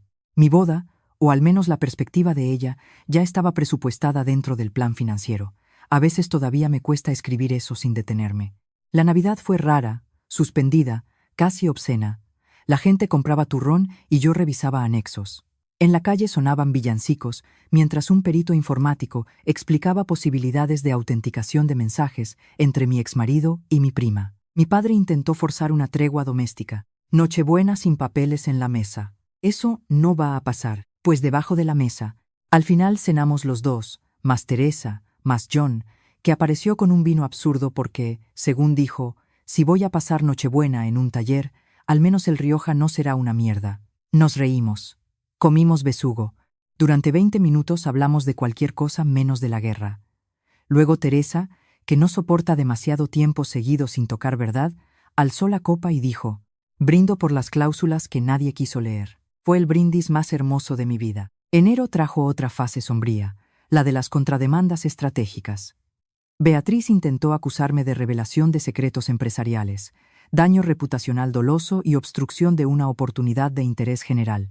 Interés general. ¿Cómo les gusta esa expresión a quienes privatizan hasta el aire? La maniobra no prosperó demasiado, pero sí obligó a responder más, a gastar energía, a sentir de nuevo el cansancio opaco de pelear en terreno diseñado para confundir. Una mañana salí de una reunión con John, me senté en el coche y me quedé 10 minutos con las manos sobre el volante sin poder arrancar. Pensé, esto no acaba nunca. Pensé, a lo mejor justo eso es lo que buscan, que te rindas por aburrimiento. Pensé también en la facilidad con que antes yo habría vuelto a una conversación con Gael, buscando que él mismo arreglara algo. Esa mujer ya no existía, y, aunque doliera, prefería ser esta. Fue en esa época cuando mi cuerpo empezó a pasar factura de verdad.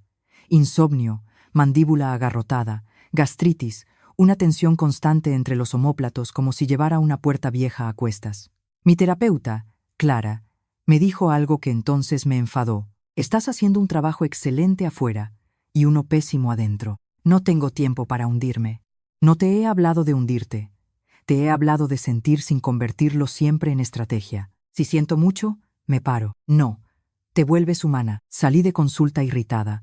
Esa misma noche me derrumbé en el baño del piso del taller, sentada en el suelo, llorando tan fuerte que mi padre llamó a la puerta sin abrir. ¿Te llevo agua? Fue tan absurdo y tan tierno que acabé riéndome entre lágrimas.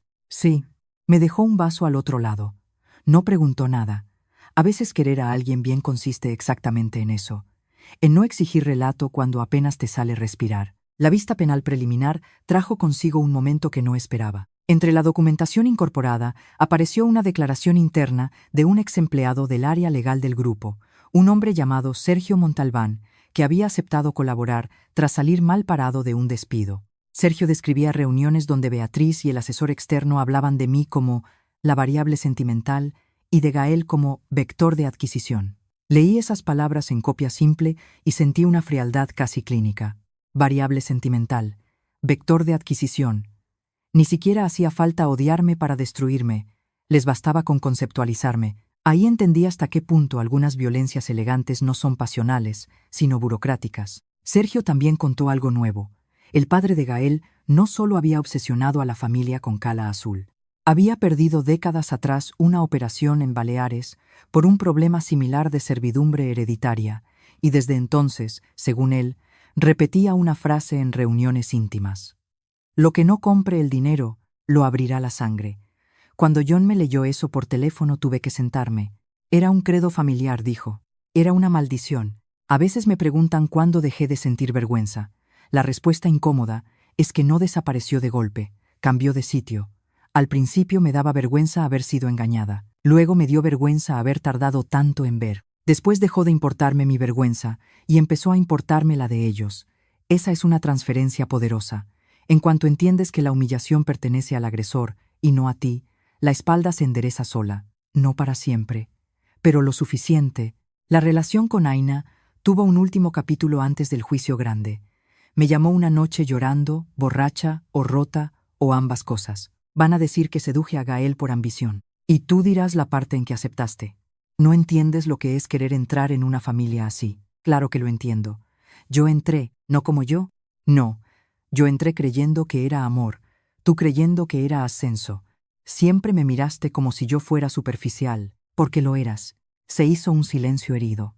¿Nunca tuviste envidia?, preguntó. La pregunta me desconcertó. ¿De qué? De lo fácil que a mí me salían las habitaciones. Tardé un segundo en entender. Las habitaciones, los espacios, los grupos donde ella entraba y yo no. Las mujeres pueden odiarse años por detalles así sin nombrarlos. No respondí al final. A veces te tuve cansancio. Soltó una risa rota. Pues yo sí te tuve envidia. Porque a ti, cuando te querían entera. Pensé en Gael. En la trampa, en todo. Y dije la única verdad posible. No. Me querían útil. Aina empezó a llorar más fuerte. No la consolé, pero tampoco la rematé. Colgué cuando empezó a repetir que no sabía quién era sin el reflejo de otra gente. Por primera vez sentí pena, no redentora, pena desnuda. Las personas que viven de ser elegidas terminan devorándose por dentro. El periodista de Valencia, Marcos Sánchez, publicó en enero la segunda gran pieza. Esta vez, el foco no era mi historia íntima, sino la genealogía de operaciones fallidas del grupo sobre Costa Sensible y la figura de Esteban Valcárcel como arquitecto oculto de una cultura empresarial donde familia, derecho y captura patrimonial se mezclaban sin pudor. El reportaje arrastró opiniones, editoriales, preguntas parlamentarias. A Marcos lo amenazaron con demandas y se creció aún más. Un día me escribió: «Tu exsuegra me acaba de llamar resentido de provincia. Eso significa que voy bien». Me reí sola en la cocina. La presión política aumentó, y con ella la tentación de algunos partidos de convertir Cala Azul en símbolo oportunista a su favor. Eso me obligó a pelear en otro frente. No permitir que la Cala pasara de botín hotelero a pancarta electoral. Rechacé 2 actos, una foto con diputados y una propuesta de comisión adornada de logos que solo buscaba capitalizar mi cara. Aprendí que, cuando una historia prende, siempre llega alguien dispuesto a venderte otro secuestro con palabras nuevas. Yo ya había aprendido suficiente sobre envases bonitos. La resolución de febrero que reforzó el veto provisional no cayó del cielo. Estuvo precedida de una jornada especialmente tensa. El mismo día, una revista sensacionalista publicó fotos mías entrando en casa de John a las 11 de la noche. Había ido a revisar documentación urgente. El titular insinuaba relación. El mensaje era claro: sexualizar la alianza, degradar la credibilidad, devolverme al lugar de mujer definida por con quién entra y sale. Me dieron ganas de incendiar un kiosco. John, impasible, me dijo: «Es bueno. ¿Que digan que me acuesto contigo es bueno? Que usen eso significa que se les están acabando las balas más técnicas». Nunca he odiado tanto. Ni yo me he sentido tan útil. Respondimos con una nota brevísima y una demanda adicional. Pero lo importante no fue eso. Lo importante fue que aquella noche, al ver mi cara desencajada, mi padre se sentó conmigo en el banco de fuera del taller y, sin mirar de frente, me contó algo que nunca me había contado. Resulta que mi madre, antes de casarse con él, había estado prometida a otro hombre, uno de buena familia, como decía mi abuela. Tenía apellido largo, coche bonito y capacidad infinita para corregirla en público. No le pegó nunca. No hizo falta. La fue encogiendo con frases. La fue convenciendo de que sus ideas eran pequeñas, de que su risa sonaba demasiado, de que sus hermanos eran ordinarios, de que con él podía aspirar a otra vida si aprendía a pulirse. Mi madre lo dejó un mes antes de la boda, después de que él intentara decidir a qué amigas podía invitar al enlace.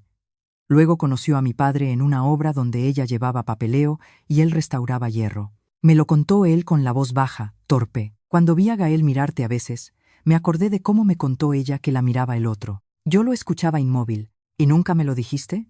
Pensé que si te hablaba desde la historia de tu madre, sonaríamos a pueblo, a miedo, a los de fuera son malos, y tú no merecías heredar nuestros sustos, querías vivir, aquello me quebró y me cosió a la vez. A lo mejor debía haber heredado alguno, dije. Mi padre negó. No. Lo que tienes que heredar no es el susto, es la salida. Cuando salimos del juzgado con la resolución reforzada en la mano, él no dijo, te lo dije, ni ganamos, ni ninguna frase de película. Dijo, tu madre habría insultado muy bien a esa mujer. Nos reímos tanto que me dolió la barriga. La guerra empresarial tuvo una escena particularmente deliciosa unas semanas más tarde. El grupo convocó una rueda de prensa para anunciar su nuevo compromiso ético con la costa mediterránea. Pensaban lavar imagen con un código de buenas prácticas y un par de caras técnicas independientes. No contaban con que Marcos, el periodista, y 2 asociaciones vecinales habían conseguido copia del borrador de ese código donde se reservaban puertas traseras suficientes para reactivar operaciones similares con otros nombres. Cuando un reportero preguntó en directo si el código permitía explotar entornos de sensibilidad media con vinculación hereditaria no consolidada, la sala se heló. Beatriz no estaba ya al frente, pero sí uno de sus hombres de confianza, Julián Ors. Tartamudeó. Yo veía la transmisión desde el taller con Teresa y mi padre. Teresa aplaudió la pantalla. Me pone de buen humor ver a un gestor mentir peor de lo que cobra. Esa noche recibí una llamada de un número oculto. Era Julián Ors. Pensé en colgar, pero el cansancio vuelve curiosa. Señora Ribes, no quiero que esto suene inadecuado. Entonces cuelgue ya. Solo quería decirle que, pese a todo, en la casa hay quien reconoce que usted ha hecho lo correcto. ¿En la casa? ¿Así llamáis ahora al grupo criminal familiar? No me malinterprete. No hace falta. Dígame qué quiere. ¿Quieren proponer una mediación global? No. Escuche la oferta primero. No. Podría salir muy bien. Eso es exactamente lo que dijo su gente antes de cada trampa. Colgué. John me felicitó por no perder 10 minutos de vida en la palabra mediación cuando viene de quienes confunden reparación con descuento. La sentencia principal tardó más de lo deseado. Entretanto, el procedimiento penal seguía sumando nombres, el administrativo revisaba licencias y la liquidación de la sociedad vehículo avanzaba como una autopsia. Yo trabajaba menos de lo habitual en encargos propios, y eso me dolía porque sentía que mi identidad profesional se había reducido al caso. Un día, exploté en consulta. No quiero convertirme en la decala azul. Clara me miró un segundo. ¿Y qué quieres ser? Arquitecta, hija, mujer normal. ¿Puede ser todo eso y además la que dijo que no? Es demasiado, solo porque aún piensas en el no como respuesta y no como acto de creación. Detesté que tuviera razón. Decir que no había creado una vida nueva, no limpia, no feliz todo el tiempo, pero mía. Esa idea empezó a reconciliarme con mi propio nombre público. En marzo tuve que volver a la finca donde me casé para una diligencia vinculada a la reunión previa descubierta en la Comella. Volver allí fue una de las experiencias más extrañas de todo el proceso. El camino de cipreses, el patio de piedra, la capilla mínima, la terraza donde bailé con mi padre, todo seguía hermoso. Y, al mismo tiempo, todo estaba perforado. Entendí que los lugares no traicionan, solo quedan impregnados de la verdad que los alcanza tarde. El encargado actual, un hombre discreto, me reconoció y se acercó con una especie de pudor. Su madre vino aquí una semana antes de la boda, me dijo. Me quedé helada. Mi madre estaba muerta. Perdón, quiero decir, una señora que se parecía muchísimo a usted, mayor. Supuse que era familia. Teresa, que iba conmigo, me miró enseguida. Sacamos las fotos antiguas. El encargado señaló a mi tía, la madre de Aina. Esta vino con otra mujer muy elegante. Estuvieron en una sala con don Esteban y con el abogado. Recuerdo que discutieron. Mi tía. Nunca la habíamos metido de lleno porque siempre parecía orbitando en los bordes. Avara, pasiva, desagradable, pero no central. Esa diligencia abrió otro agujero. La familia de mi madre no había sido solo espectadora. Mi tía había estado en reuniones tempranas. Cuando la citamos, lo negó al principio. Después aceptó que acompañó a Beatriz en una ocasión. Al final, Acorralada por registros de acceso, confesó que creía que el matrimonio con Gael sería bueno para todos y que la operación podía ordenar por fin unas fincas que ella siempre consideró mal aprovechadas. No buscaba destruirme, decía, buscaba elevar a la familia. Hay traiciones que nacen del odio, otras de la ambición mediana. Las segundas me repugnan más. No volví a hablar con ella. La sentencia principal, cuando por fin llegó, no tenía música, pero yo la oí como un derrumbe.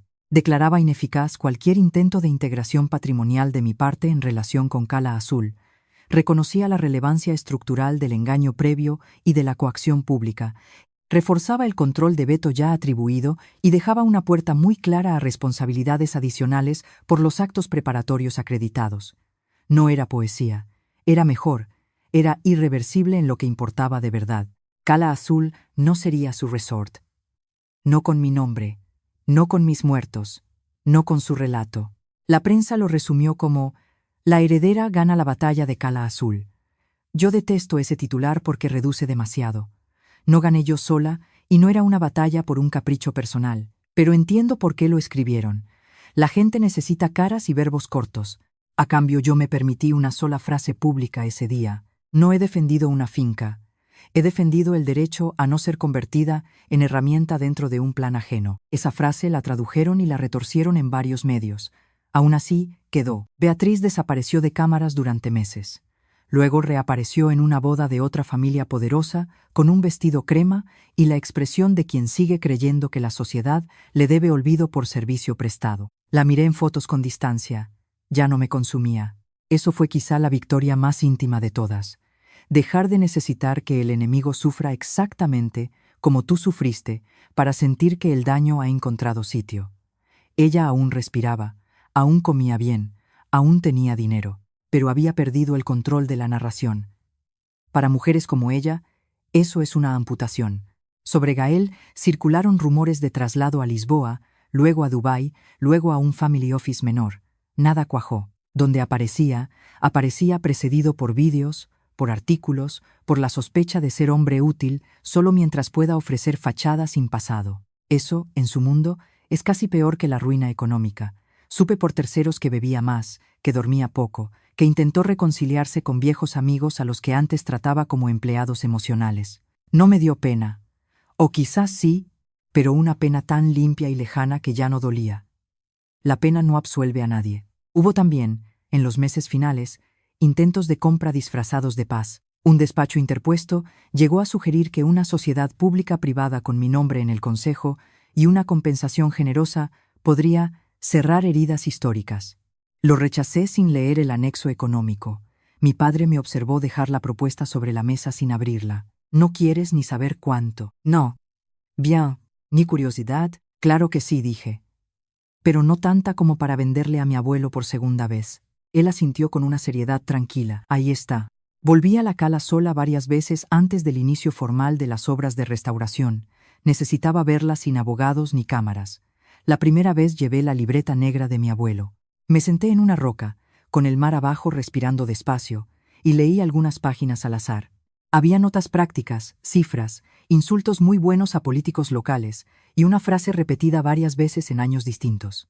El problema no es que quieran entrar, el problema es que creen que todo puede abrirse. Esa frase se convirtió en un clavo dentro de mí, porque no hablaba solo de fincas ni de costas. Hablaba de cuerpos, de lealtades, de matrimonios, de apellidos, de mujeres educadas para no ponerse rojos por miedo a parecer ariscas. Creen que todo puede abrirse, y cuando no, llaman capricho a la frontera. Quizá por eso el día de la visita pública, cuando vi a la gente caminar por el sendero ya limpio, leer paneles discretos sobre la historia de la torre, mirar el mar sin renders superpuestos, sentí algo que se parecía muchísimo al orgullo. No el orgullo de yo contra ellos, un orgullo menos ruidoso, haber sostenido una línea, haber dicho hasta aquí y haberlo convertido en hecho. Marcos me preguntó entonces, casi en broma, ¿ya eres más temida que querida? No me importa ser querida por esa clase de gente, respondí. Buena respuesta, es supervivencia, no marketing. Se rió y apagó la grabadora. Hubo un detalle final, mínimo, que para mí vale un epílogo entero. Cuando empezaron los trabajos de consolidación de la torre, apareció, incrustada entre dos piedras sueltas de una pared interior, una vieja chapa de cobre con iniciales medio borradas. Los restauradores me llamaron. La limpiamos apenas. Se distinguían las letras MS. Mi abuelo decía que mi bisabuela, Matilde Soler, escondía pequeñas marcas en las obras donde había metido dinero o empeño porque le gustaba dejar constancia de que las mujeres también construían, aunque luego los papeles las borraran. Nadie puede demostrar que aquella chapa fuera suya. A mí me basta con creerlo. Me la guardé en el bolsillo y no lo conté a prensa. Algunas victorias no se comparten porque perderían el calor. Con el tiempo, la historia de Cala Azul dejó de estar en primera línea diaria. Así funcionan incluso los grandes escándalos. Otros llegan, otras caras sustituyen a las tuyas. El país corre detrás de novedad. Yo agradecí el descenso de ruido. Me devolvió espacio para ser otra vez alguien que compra pan, que se mancha de yeso, que discute por el presupuesto de una cubierta y no por la moral de una dinastía hotelera. Aún así siguieron llegando correos, llamadas, mujeres, hijas, hermanas, gente con casas heredadas a punto de perderse dentro de noviazgos torcidos, de maridos inversores, de parejas que ponen dinero y luego redactan el amor como si fuera una ampliación de dominio. Empecé a responder más de los que debía. John me dijo que acabaría montando media consulta paralela sin cobrar. Pues peor para el patriarcado barato, le contesté. Él resopló. Te estás volviendo insoportable. No. Útil de otra manera. Y así llegamos a aquella tarde de mayo, la de la chica del moratón y la carpeta contra el pecho. Pero antes de que ella cruzara la calle, había ocurrido algo más, pequeño y definitivo. Me había llegado por correo el decreto final de divorcio. Seco, sin épica, 5 páginas que reducían 3 años de trampa, deseo, lujo, violencia y derrumbe a fórmulas jurídicas, reparto de gastos, prohibiciones de acercamiento y extinción de determinadas obligaciones. Firmé la recepción con una serenidad casi insolente, no porque el papel cerrara la herida, sino porque por fin devolvía lo que nunca debió salir de mí, mi nombre sin el suyo. Guardé la copia en el archivador del taller, junto a la nota de mi padre y una fotocopia del margen donde mi abuelo escribió: «Mi nieta no será moneda». Luego escuché el timbre de la puerta, miré a través del cristal y vi a la chica esperando sin saber aún si huir. Ya sabes lo que pasó después. La hice pasar, mi padre sacó otra silla, el taller se llenó otra vez de esa mezcla de café, serrín y papeles, donde la verdad cabe mejor que en los hoteles. Ella se llamaba Nuria. Tardó 40 minutos en poder hablar sin pedir perdón cada 2 frases. La escuché. Revisé su carpeta. Casa de la abuela. Reformas pagadas a medias. Pareja posesiva. Amenazas de apropiación moral y económica. Nada tan espectacular como un resort. Exactamente por eso tan importante. Le expliqué por dónde empezar, a quién llamar, qué no firmar, cómo documentar, dónde refugiarse si la cosa empeoraba. Mi padre apenas intervino, hasta que ella mencionó que la puerta del cuarto donde guardaba las escrituras no cerraba bien. «Eso te lo arreglo yo mañana», dijo él, como si estuviera ofreciendo cambiar una bombilla. Nuria lo miró desconcertada, al borde de llorar otra vez. «No hace falta». «Ya sé que no hace falta», contestó él. «Pero se hace». Cuando se fue, con más papeles de los que traía y una primera cita concertada con una abogada amiga de Teresa, me quedé un rato quieta en la puerta del taller mirando la calle en silencio. Pensé que si alguien me hubiera dicho un año antes, en aquel salón del hotel, con la pluma entre los dedos y la mano de Gael clavándome la muñeca, que el final verdadero de todo no sería verle caer ni bloquear el proyecto ni hundir a Beatriz, sino abrir un taller para que otra mujer no firmara sola, me habría parecido una frase demasiado limpia para ser verdad. Pero lo era, porque las historias de poder no se ganan solo cuando destruyes una trampa grande. Se ganan también cuando impides que su lógica se repita en lo pequeño. Esa noche cerré el taller tarde. Mi padre apagó la última luz y nos quedamos unos segundos en penumbra. «¿En qué piensas?», preguntó. «En que al final sí heredé algo de mamá». «¿El qué?». «La salida». No respondió enseguida. Solo puso la mano en mi hombro, una vez, breve. Al fondo de la calle se oía el mar. Y esta vez, por fin, no sonaba a amenaza. Si esta historia te removió, cuéntame en comentarios qué momento te hizo hervir más la sangre. Dale like, suscríbete y seguimos con más historias donde nadie se calla a tiempo.